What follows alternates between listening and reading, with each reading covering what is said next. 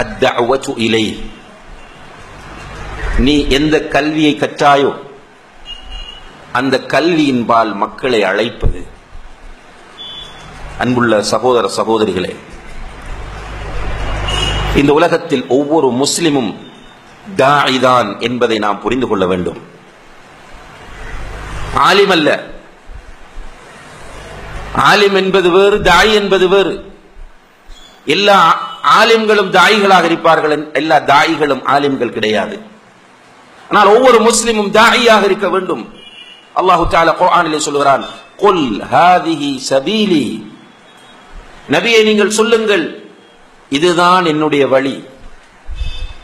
நான் இருக்கிற இந்த வழி இருக்கிறதே, இதுதான் என்னுடைய வழி, இதுதான் நேரான வழி.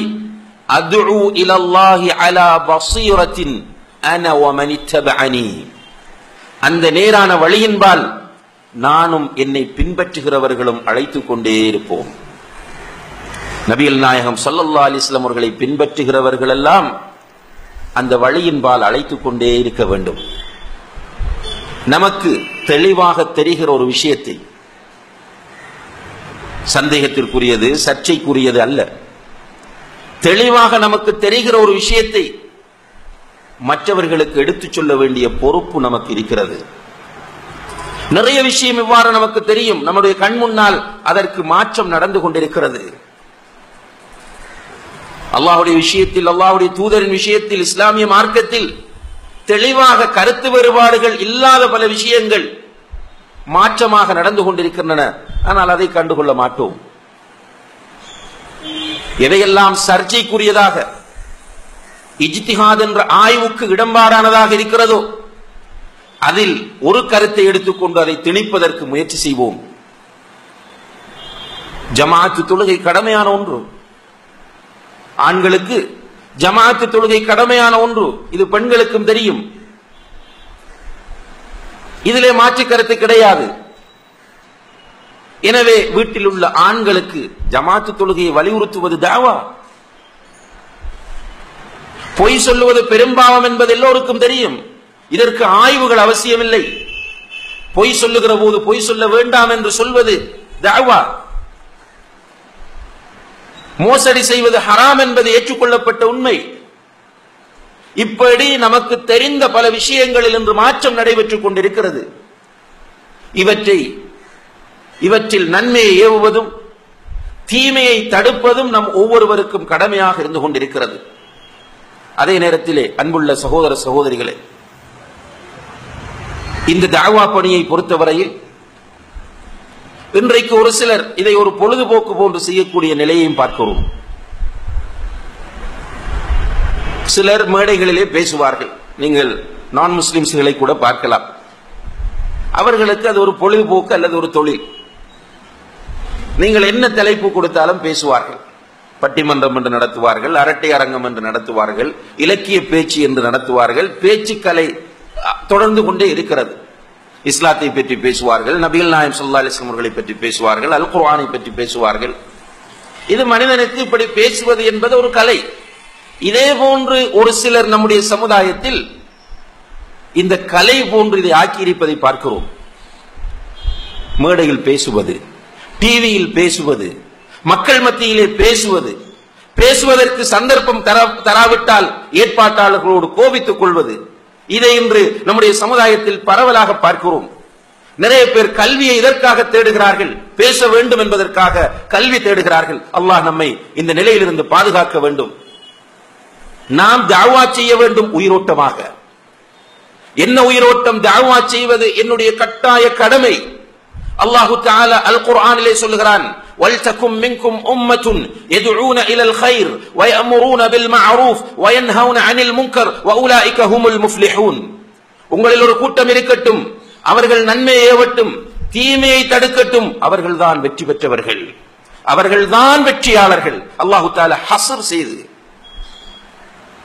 வரையறை செய்து குறிப்பிட்டு சொல்லுகிறான், அவர்கள்தான் வெற்றியாளர்கள். எனவே இந்த அல்லாஹ்வுடைய வார்த்தைக்கு மரியாதை செய்து தஅவா செய்ய வேண்டும். அல்லாஹ்விடத்திலே கூலியை எதிர்பார்த்து தஅவா செய்ய வேண்டும். மக்கள் மத்தியிலே நல்ல மாற்றங்கள் உருவாக வேண்டும் என்ற நோக்கத்தோடு தஅவா செய்ய வேண்டும். யாரை சந்திக்கிறோமோ அந்த மனிதனை மட்டம் தட்ட வேண்டும் என்ற நோக்கத்தோடு தாவா செய்யக்கூடாது. அந்த மனிதனை இழிவுபடுத்த வேண்டும் என்ற நோக்கத்தோடு தாவா செய்யக்கூடாது. தாவா செய்யும் போது யாரோடு பேசுகிறோமோ அந்த மக்கள் சீர்திருந்த வேண்டும், அல்லாஹ்வை சரியாக ஏற்றுக்கொள்ள வேண்டும், அல்லாஹ்வுடைய தூதரை சரியாக புரிந்து கொள்ள வேண்டும், அல்லாஹ்வையும் அல்லாஹ்வுடைய தூதரையும் அவர்கள் நேசிக்க வேண்டும், முஸ்லிமாக அவர்கள் வாழ வேண்டும் என்ற உணர்வோடுதான் அவர்களுக்கு நாம் தாவா செய்ய வேண்டும். இந்த இடத்திலும் அமலுடைய முக்கியத்துவம் வலியுறுத்தப்பட வேண்டும். அதாவது தாவா செய்வது ஒவ்வொருவருக்கும் கடமை. குறிப்பாக சவுதி அரேபியாவிலிருந்து வஃபாத்தான முஃப்தி ஆம் ஷேக் அப்துல் அஜீஸ் பின் அப்துல்லாஹ் பின் பாஸ் ரஹிமஹுல்லாஹ் அவர்கள் சொல்கிறார்கள், இன்றைய காலத்தில் தாவா என்பது ஒவ்வொரு முஸ்லிமுக்கும் ஃபர்த் ஐன் ஆகிவிட்டது. உங்களுக்கு தெரியும் ஃபர்த் ஐன் என்றால் என்னவென்று. ஜனாசா தொழுகையில் நீங்கள் கலந்து கொள்வது ஃபர்து கிஃபாயா. கலந்து கொள்ளாவிட்டால் உங்களுக்கு குற்றம் இல்லை. ஆனால் ஐங்கால தொழுகையை தொழாவிட்டால் குற்றம். ஏனென்றால் ஐங்கால தொழுகை ஃபர்து ஐன். அதே போன்று இன்றைய காலத்தில் ஃபித்னாக்களும் ஃபசாதுகளும் அதிகரித்து இஸ்லாத்திற்கு எதிரான சக்திகள் மிக வேகமாக செயற்பட்டுக் கொண்டிருக்கக்கூடிய இந்த காலகட்டத்திலே, வழிகேடுகள் இஸ்லாத்தின் பெயரால் பரப்பப்பட்டுக் கொண்டிருக்கிற இந்த காலகட்டத்திலே தாவா பணி ஒவ்வொரு முஸ்லிமின் மீதும் ஃபர்து ஐனாகி விடுகிறது என்று சொல்கிறார்கள். இந்த அடிப்படையில் நாம் எல்லோரும் தாவா செய்ய வேண்டிய தேவை இருக்கிறது. தாவா செய்கிற நாம் எவற்றை சொல்கிறோமோ அவற்றை செய்ய வேண்டும். ஒரு பெரிய இருதலை கொள்ளி எறும்பு போன்ற நிலை ஒரு தாயுடைய நிலை.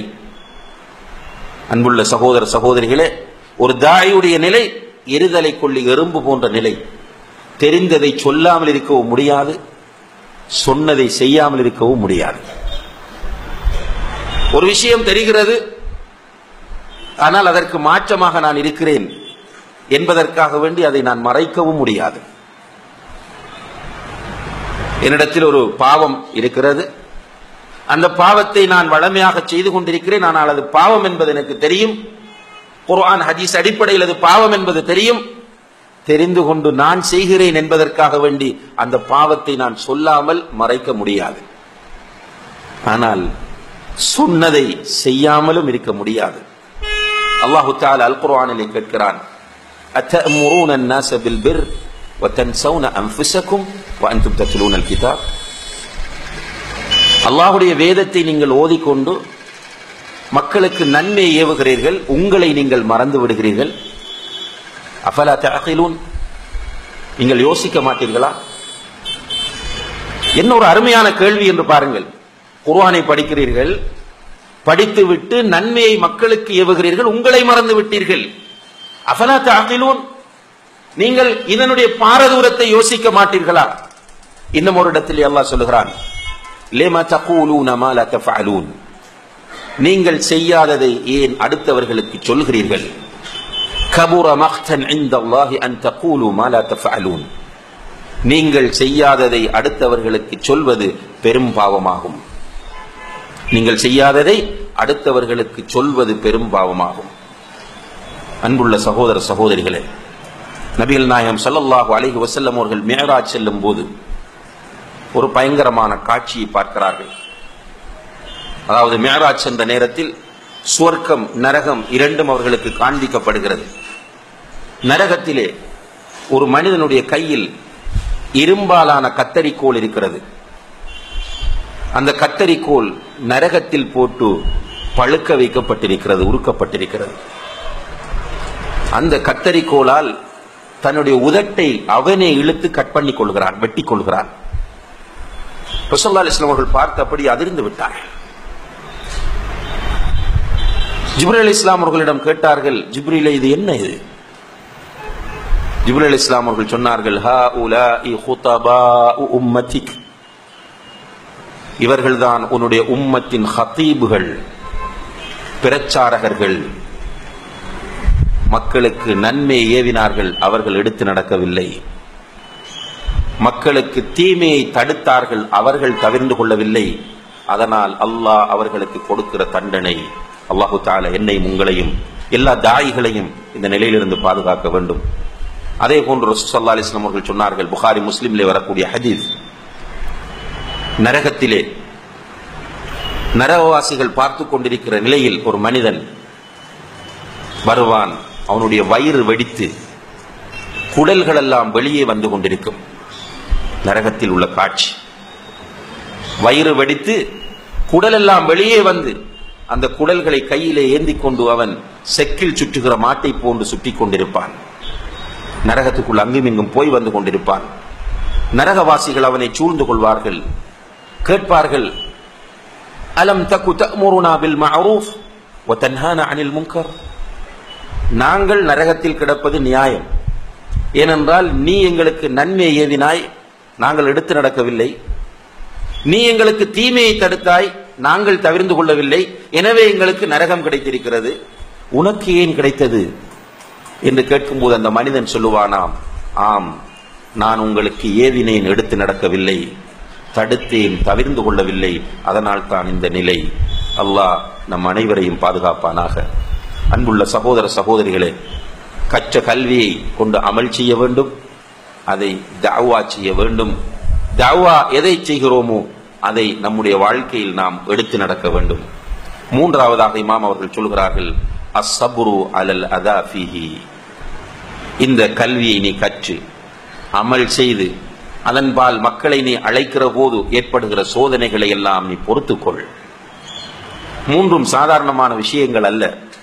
கல்வியை தேடுவதும் கஷ்டம், அமல் செய்வதும் சிரமம், தஅவா செய்வதும் நிறைய சோதனைகள் நிறைந்தது.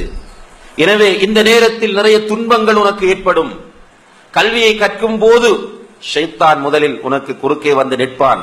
அவனோடு போராட வேண்டும், நேரத்தை ஒதுக்க வேண்டும், உன்னுடைய பணத்தை செலவு செய்ய வேண்டும், நீ நித்திரை கண் விழிக்க வேண்டும், தூக்கத்தை தியாகம் செய்ய வேண்டும். இப்படி நிறைய தியாகங்கள் கல்வியை தேடுவதற்காக நீ செய்ய வேண்டும். குர்ஆனை மனப்பாடம் செய்ய வேண்டும், ஹதீஸை மனப்பாடம் செய்ய வேண்டும். இப்படி கல்வியை நீ தேடிக்கொண்டே இருக்க வேண்டும். நீ மௌத்தாகும் வரைக்கும் கல்வியை தேடிக்கொண்டே இருக்க வேண்டும். மன் ظن انه علم فقد جهل. நான் அறிந்து விட்டேன் என்று யார் நினைக்கிறாரோ அவன் தான் ஜாஹில் என்று சொல்வார்கள். மூசா அலைஹிஸ்ஸலாம் அவர்களிடம் அந்த காலத்து மக்கள் வந்து மிக அறிந்தவர் யார் என்று கேட்ட நேரத்தில் நான் தான் என்று அவர் சொன்னதற்கு அல்லாஹு தஆலா அவரை சோதித்த வரலாற்றை சூரத்துல் கஹ்ஃபில் அல்லாஹு தஆலா நமக்கு சொல்லி காட்டுகிறார். நான் தான் அறிந்தவன் என்று நினைக்கிறவன் மிகப்பெரிய முட்டாள், மிகப்பெரிய ஜாஹில். எனவே மௌத்தாகும் வரைக்கும் ஒரு மனிதன் கற்றுக்கொண்டே இருப்பான். இப்படி மௌத்தாகும் வரைக்கும் கற்றுக்கொண்டிருக்கும் போது சோதனைகளும் வந்து கொண்டே இருக்கும். அந்த சோதனைகளில் பொறுமையை கடைபிடிக்க வேண்டும். கற்றதை அமல் செய்வது என்பதும் சாதாரணமான விஷயம் அல்ல, அதற்கும் அவனுக்கு பொறுமை தேவை. மூன்றாவதாக, அவன் கற்றதின்பால் மக்களை அழைக்கும் போது அந்த கற்ற விஷயங்களை மக்களுக்கு சொல்லும் போது நிறைய பிரச்சனைகளை அவன் எதிர்கொள்வான். அதை நாம் இன்று சாதாரணமாக பார்க்கிறோம். எனவே அந்த கற்ற விஷயங்களை நம்முடைய வாழ்க்கையிலே எடுத்து நடந்து அதை தாவா செய்யும் போது ஏற்படக்கூடிய சோதனைகளையும் நாம் பொறுத்து கொண்டால் நிச்சயமாக நாம் வெற்றி பெற்றவர்களாக ஆக முடியும்.